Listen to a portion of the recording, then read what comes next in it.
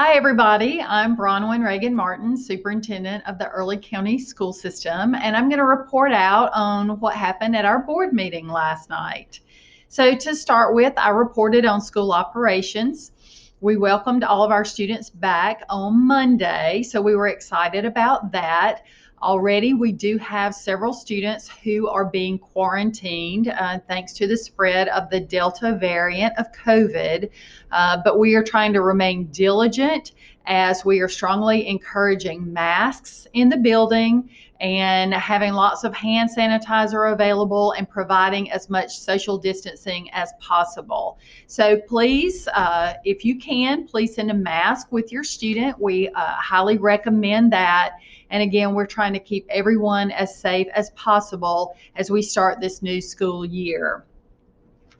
Mr. Michael Allred, who's our Director of Facilities, gave a report about the new auditorium renovation project that we are about to embark on.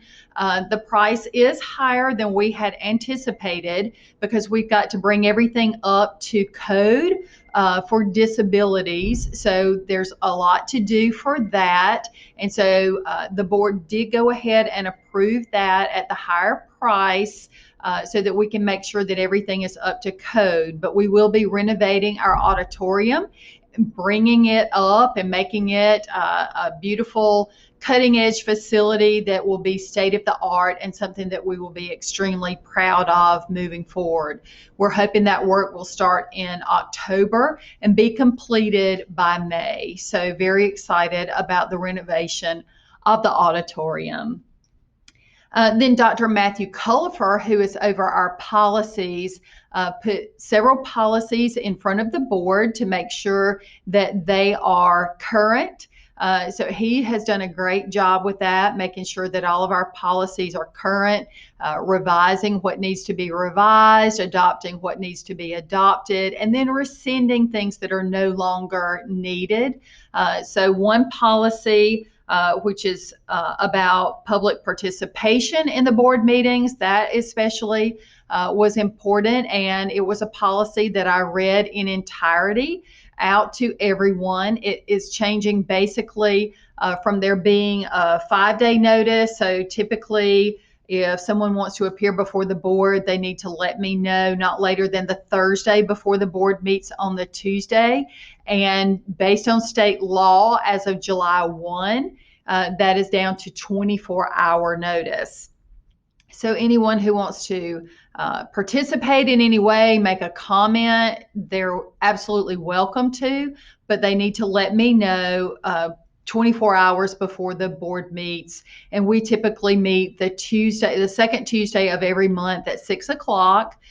So of course that Monday before, if you please let me know if you have something that you want to share with the board, and it's basically for information, and of course the board will take it into consideration. But that is one change, and that was approved last night. Then another policy that was approved was about employee leave and absences. And so it's one big policy, and then several other policies were rescinded, but they've basically been moved into one policy. And then the board accepted several recommendations that were made by the superintendent, and they also accepted 3 resignations. And then we will have a call board meeting on Thursday, August 19th at 6 o'clock for the board to set the millage rate. So that's coming up in a couple of weeks. And then our next regularly scheduled board meeting will be Tuesday, September 14th.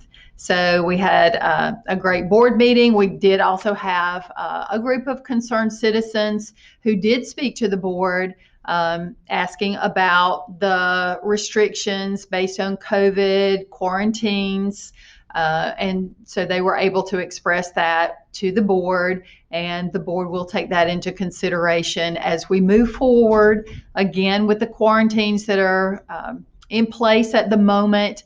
And as we have the past couple of weeks, administrators are meeting together and making decisions, again, with the safety of our students in the forefront of our minds always. So thanks for your interest, and let's have a great year. Go Bobcats!